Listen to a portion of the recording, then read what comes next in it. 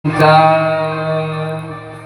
हामी पनि सबैजनाले उहाँको मङ्गलको कामना गरौँ र त्यो दुवैजनाले अब वरमालाको आश्रय लिएर सर्वप्रथम रुक्मिणी माताले भगवान कृष्णलाई माला लाउनुहुन्छ।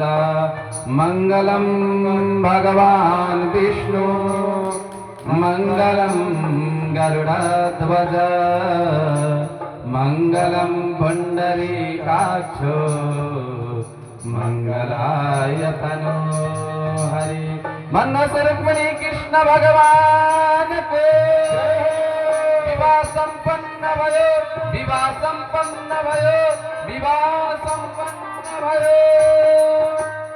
आउनुहोस् अब सबैजना मिलेर माता रुक्मिणी र कृष्णको विवाहमा निमग्न हौं। जय हो। सबैजना उठेर नाच्नु पर्यो है त विवाहमा।